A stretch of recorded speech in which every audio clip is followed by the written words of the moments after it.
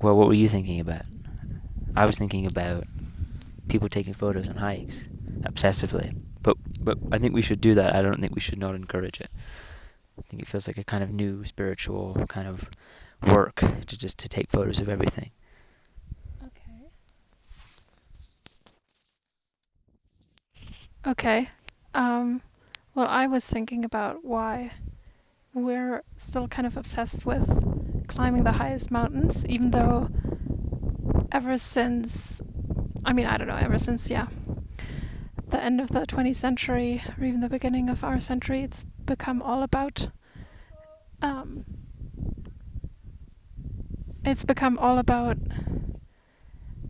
people just wanting to go there and kind of checking it off their list, and you see these huge lines on Mount Everest, and so you ask yourself, what's the point of going higher? Is higher still important? I don't really think it matters that much, personally. I mean, I feel like there's like Messner, the great mountain climber's idea that you have like a kind of fated mountain and you should probably climb it. The fact that we're obsessed with reaching certain heights, it feels to me like a kind of spiritual work. I suppose it reaches a certain kind of absurdity when everyone does it. That just seems to suggest that not everyone fits into the world. You know what I mean? That there's a sort of level of like individuality that then, when multiplied, becomes kind of unsustainable. But then how do you decide who gets to climb up the mountains and who doesn't? I mean, I feel like there are other mountains we should climb other than physical ones. I feel like that feels also like Messner's insight. Yeah, that's definitely part of the point, right? It's not that much of an achievement anymore actually to climb an 8,000 because everyone can do it. So exactly what are other achievements? Well, not everyone can do it, but it's this whole thing, and Messner made it into this whole thing that he didn't use any oxygen bottles and machinery to get up. So I agree with you. But it's a political problem. It feels like spiritually greedy to say, well, where are the other mountains? Or like it feels like another way of actually climbing even more heights to be like, but this is so insufficient. And people are just doing what other people have done. It's like, well, how much more room is there for human beings to like engage in a certain level of spiritual work, especially when we don't even know what the context or frame of that spiritual work is. There's this kind of weird kind of Christian atheism to everything. It's like spiritual, but also somehow like atheistic. It's a kind of modern phenomenon.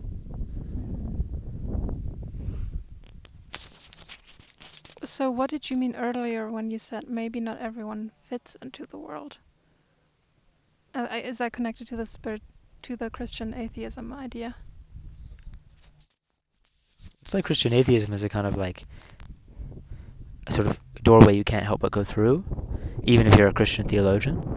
Like you've got to think about faith in terms of, you've got to think of faith in terms of atheism, not as an opposite, but as if within atheism there's like a higher spiritual step. Like there's almost something about people now that is more spiritual than direct belief, say, Christian, culturally grounded belief. But I don't know whether you can call it belief anymore or faith, and that's what's kind of paradoxical. It's like, well, once you take away all the sort of normal or naive normative economic conditions, once people don't even think of themselves as workers, and we don't make like alpine cheese or milk anymore in the context of a community or a cultural work, when state borders seem like increasingly arbitrary structures, and not that we've figured out the society in which everyone can go anywhere. In fact, that's kind of the danger of spirituality. Again, it's like that point of Schelling's, that like spirit and evil are on the same side in some weird way. Yeah, exactly. I feel like that is what makes us all climb the 8,000, right? Or so many more people. Not to beat a dead horse, but... Well, and there's a kind of... Yeah, there's this idea that everyone should be able to go anywhere, as you mentioned. But then it seems to kind of devalue what we're seeking and going anywhere, or yeah. I just think, I don't know if we figured out like what it means that everyone takes a photo of everything. I don't think it's actually a bad thing. I just think we haven't figured out a society in which everyone's taking a photo of the mountain and the cat and the sun. Like we almost don't know what to do with that level of abstraction and connection. Like it's not an economic transaction. I think if it collapses into a kind of narcissism, the kind of self-regeneration, I think that's only because, again, we don't really know how people are supposed to engage with a description of reality that seems to stand at a distance from all naive or seemingly pre-established social links. Like, it's not that there aren't social links, but they're just completely abstract. Yeah, there's like a level of abstraction here that is threatening, but because we're unable to figure out like a concrete place where this is supposed to be happening. And like, yeah, I mean, for instance, globalization has made it like unbelievably possible for everyone to go up the mountains, and it's made like hiking shoes unbelievably cheap, and even phones like are unbearably cheap. And rather than that being a sign of all of our kind of guilty participation, I think it's a level of abstraction again where we've tricked ourselves into thinking that we can afford this. I mean, I think the best way of putting this is not, oh, like, can we afford shoes? And actually, they should be more expensive, but like whether or not economics itself, for instance, is like just too expensive. It's, you know what I mean? Like it contradicts with a certain. It both generates and also contradicts its own spiritual value there. Mm-hmm. But are you not? So you're not assuming an economic notion of expensive when you say economics is too expensive? No, it's like pure dialectics. Obviously, like the word emerges through economics and then kind of destroys economics. Eventually, we realize that the initial freedom that made economics possible destroys it. Like, you have a monetary system, say a modern monetary system of tied to markets, or money is a commodity, and suddenly I would say it's like eventually that entire system itself.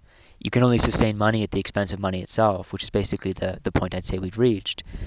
And a more concrete example of that is, everyone can climb the mountains because we've allowed a level of freedom through liberalism, through markets, through the affordability of everything that is actually expensive in a way we don't accept. We don't accept that it's expensive in that our monetary system can't handle this level, say, of consumerism, and we don't accept that we've generated a level of abstraction in terms of, say, mountain climbing that we don't know what to do with. I mean, you could see one reaction to this being like, okay, I'm going to be the person who climbs the mountain without a phone. But obviously that's not an answer, right? But I do think, for example, Messner's project was an interesting one. As you said, maybe it had less to do with climbing the actual 8,000ers, but with the way he approached every single mountain, as in, it's the mountain of destiny or fate, or however you put it. So I do think there is something to Messner's approach, but maybe it's not just the rejection of oxygen or machinery or technology. Yeah, we've seen this debate before in history with Heidegger and others. And then there's some people who come and say retrospectively, oh no, technology has been there for thousands of years. And that either means for them, oh no, it's not a modern problem, and or it means this has always been a political problem, this negotiation with technology. I don't really find either position very interesting. I think with Messner, maybe we need a kind of Messner 2.0. Like I can admire someone who climbs a mountain without their phone, but we have to be careful what we mean here. Do we mean someone who even more sentimentalizes the mountain? Mm-hmm. Like, if anything, not taking your phone is even more kind of obsessively and narcissistically poetic, if just to be a little bit brutal.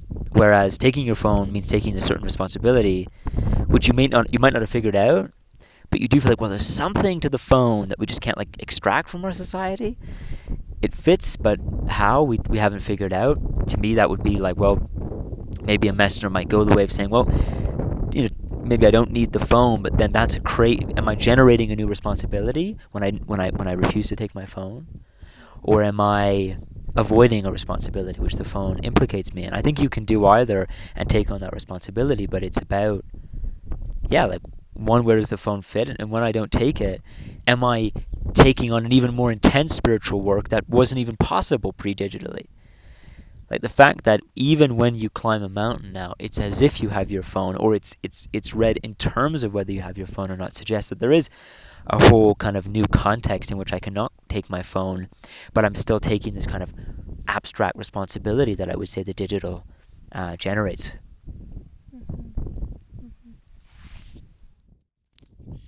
Well, can you explain a bit more what you think is wrong with the approach of not taking your phone and yeah, trying to get back to that spiritual significance, perhaps, of the mountain? I mean, you said it's in a bad way, kind of poetic, right?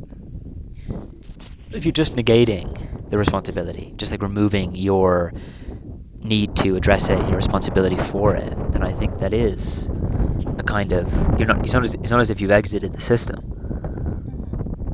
So you recognize the responsibility is there, otherwise you wouldn't so purposefully have gone without your phone. But rather than figuring out, what are the collective terms, say, of phone society, are we just going to let it be the worst reinforcement of consumerism?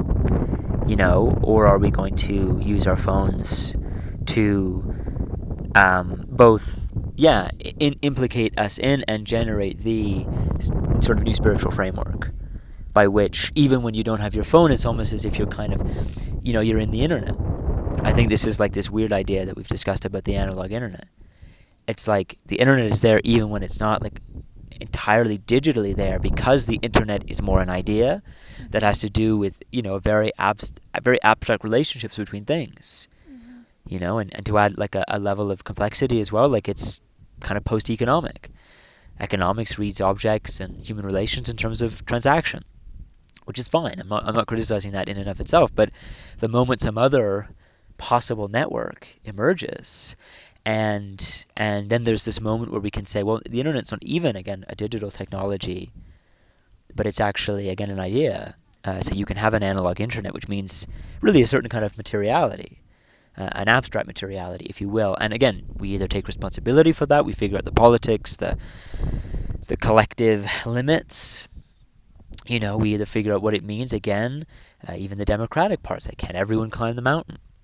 I think we can't not say that. I think since the 18th century we've had a concept of radical equality that we can't put back in the box. So we better figure out what radical equality means in the internet age. I feel like we should address in that context the fact that we're making this video, because it does feel a bit awkward to sit here. You feel like you're almost, it's not like you're just modestly taking your little photos which is what everyone is doing, right? But we're kind of sitting here, and I guess that's a testament to how well it feels very our age, I was saying earlier, but maybe that doesn't just need to be a pejorative thing. Well,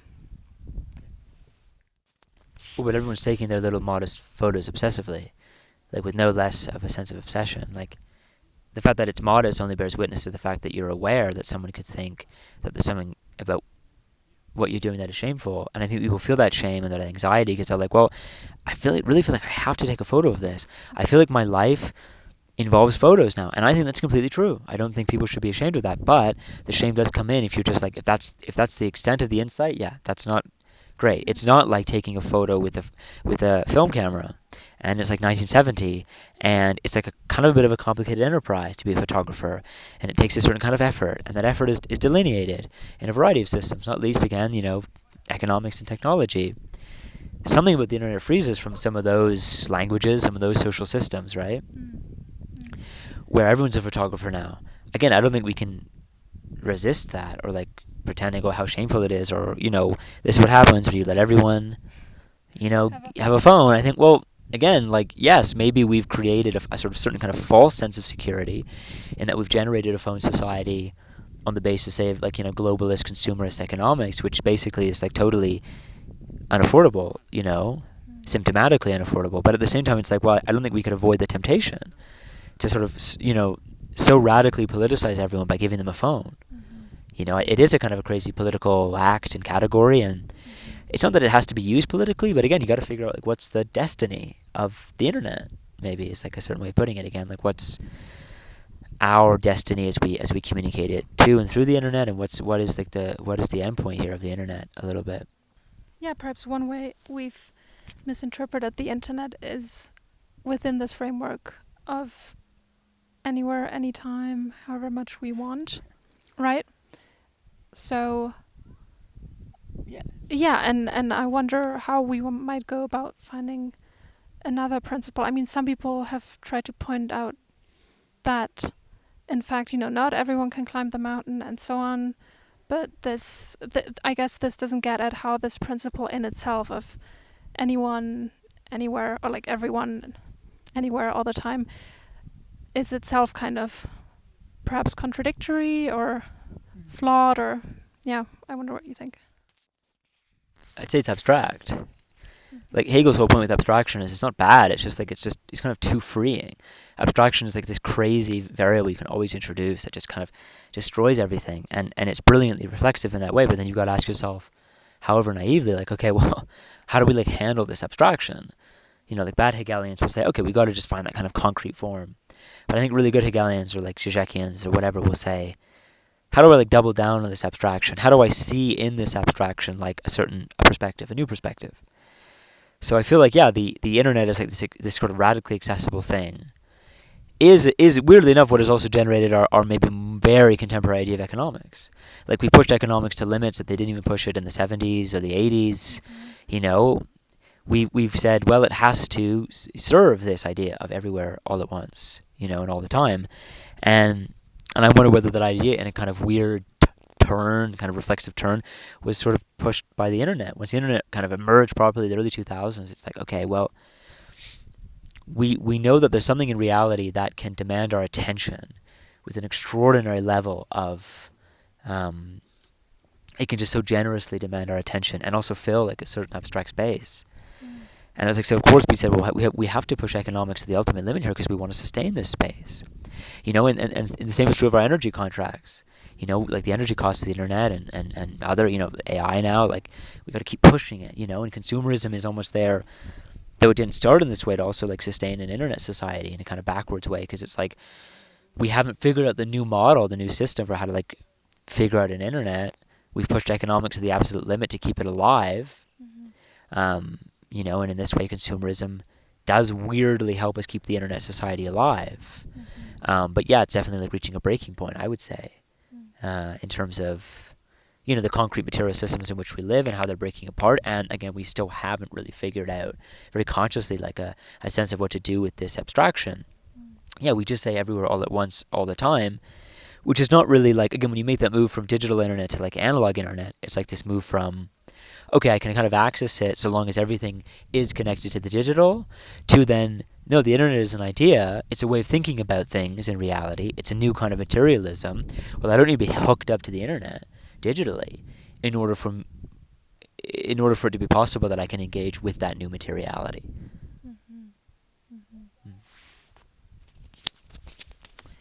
Yeah, that's a very interesting point. So I guess you're almost saying that the internet isn't limited to being hooked up to the digital, right? Yeah, I mean, I'm just looking at that cloud over there, which is kind of gray and a bit darker, and I'm thinking about the experience of being on a mountain, however high, and I wonder if, some or a way to kind of specify the place of the internet, or what the internet enables us to do, is to experience things in a very new way. Perhaps, where you can think about the fact that you're on the mountain right now. What? Is it windy? Yeah. Okay. And how...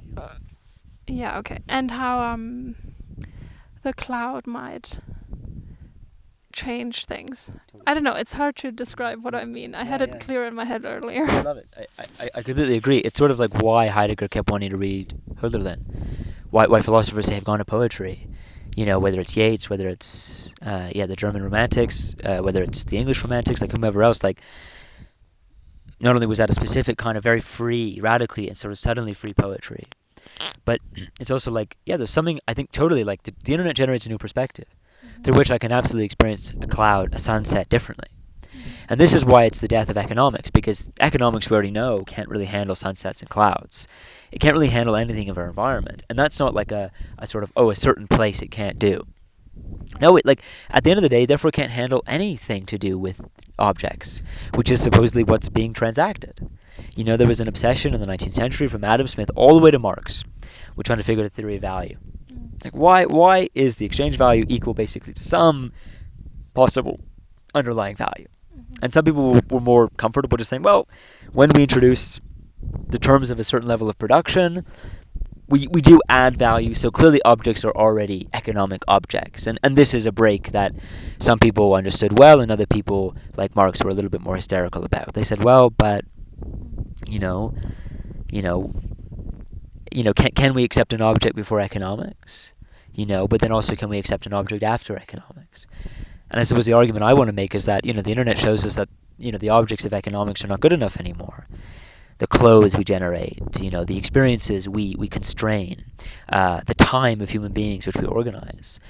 It seems very primitive now to us, and not in any way in alignment with the environment. And that has less to do with like ecology and more to do with just sheer materiality. Like, to your point about the cloud, we need a new poetics. we need to accept that exactly the internet opens up something about our experience because it gives us a new perspective.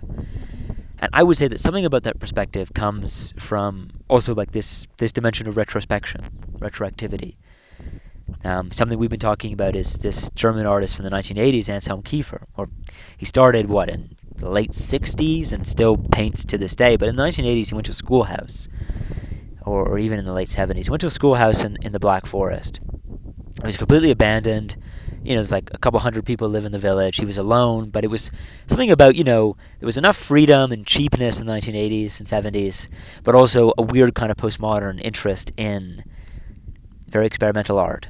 Art that didn't necessarily need to be seen, that was so conceptual you could do it and nobody necessarily saw it. And he'd already, done the weird photos of him in his father's Nazi uniform, doing the Heil Hitler signal, and so he was already engaged in a certain kind of very meta art, an art that was engaged in the reflection and interaction of the audience. So he sort of suddenly became very solitary, and he literally says that he repeated or recreated all of history in that little schoolhouse for months. He would, I have no idea what that means. I guess he would paint famous scenes from, when the Germans first encountered the Romans 2,000 years ago or whatever else. And I feel like I was even thinking about this yesterday, and I thought, I wonder if history is always reconstructed from the present. And that's retroactivity. But then you've got this question of, well, how do you fit retroactivity into the world?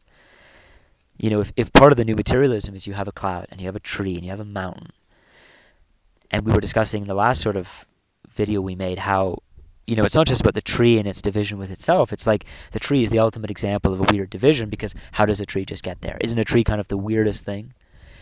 It's not a very modern, abstract perspective. Suddenly an abstraction emerges, and I draw a distinction between the tree in itself and for itself, or the tree in terms of its abstract, say, metaphysical or even ecological identity, and the tree as an experience. And we've been caught in this back and forth for hundreds of years, in a way, and people like Hegel and others tried to kind of solve it.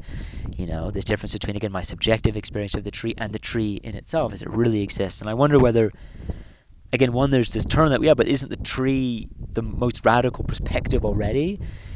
So it's not like there is a division because the tree is already the most radical division, if people can imagine what that means. But I'll try and explain it just through the internet. I think the internet produces a sort of, a certain present from which we reconstruct history and sort of see, okay, what is of importance leading up until this moment. You don't get history, this kind of the virtual materiality of history, unless you have a certain kind of radical point from which you can reconstruct everything. Well, I wonder if you'll have to. Well, I'm not sure I completely understand your point about the tree yet. I feel like it's a process. But I think one thing that the internet is able to do, or at least the perspective of the internet perhaps, is to kind of not account for, but kind of include the fact that, for example, one cloud, or a gray cloud and so on, can change not the appearance, but kind of change the moment you're in, right? Yeah. I think that's one thing.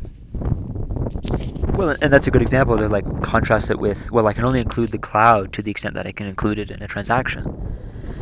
And or the cloud in terms of its effects, perhaps. well, the cloud, this is the great trick of economics. The cloud has to already somehow be integrated.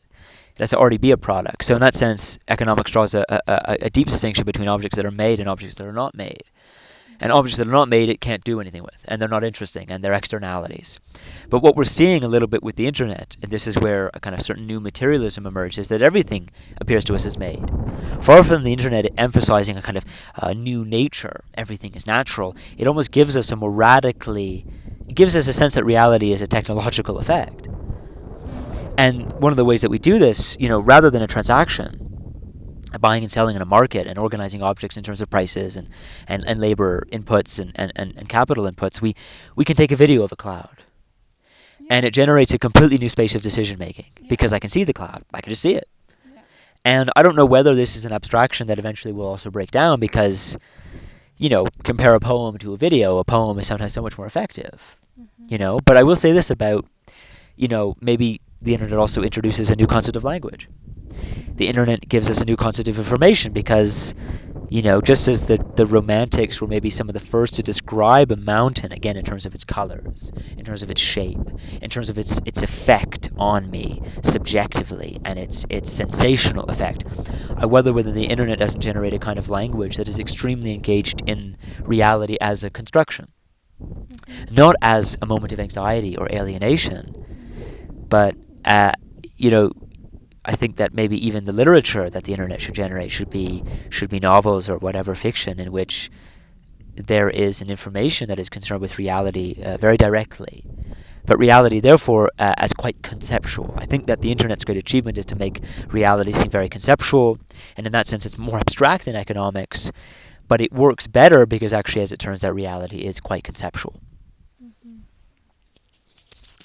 Well, yeah, I think if you take a video of a cloud, you're definitely also engaged in a kind of retrospective move already, perhaps, right? Because you take it, you choose to intervene in the moment, or I guess you choose to notice the cloud and then record it. And I don't think it's just that, it's implied that I will look at it later, and that's actually where the true quote-unquote value or comes in. Yeah, I do think it's very much an experience in the moment too. But then you also get this retrospection in terms of, this is what's sometimes criticized, right? Like you're taking the video, therefore you're not present. But then that misses that we are very much engaged in constructing our present when we take the video. Yeah, I think that's the point. I think actually the reality expands the present. The internet expands the present. The internet expands reality. What we haven't figured out is how exactly we can handle this much expansion, where people are endlessly engaged with the moment. I think that the reason why the internet doesn't interrupt the moment is because the moment is also a construction. Yeah. And the moment, and I think, again, like if you compare this with German or English Romantic poetry, there was a stunning abstraction, again, that emerged because they had a new concept of political freedom. And it was definitely tied to economics, whether people want to admit that or not. It was definitely tied to 18th century liberal capitalism, absolutely, which was generating a new concept of the individual, which was generating a new concept of movement and space and time and all kinds of things. And I feel like, again, that poetry definitely delineated or sort of designated that moment well, the moment of that transformation. What we have to ask is maybe like, well, I think that we're already integrated in society. That's why we can, in an internet society, and that's why we can take a video of the cloud.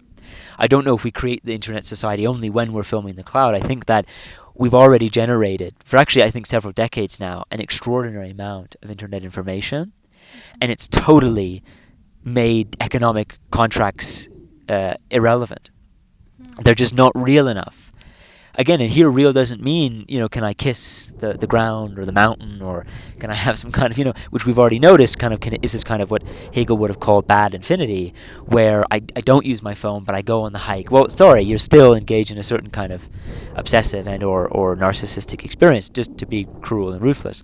Whereas I feel like, again, the point is like, no, we've generated so much internet information that now, again, just as in economics, the object already has to be there to some extent, constructed somehow through the system, and I think that the internet simply does give us a certain view of reality and gives us a certain materialism, which makes us believe that we can simply take a video of the cloud and it means something.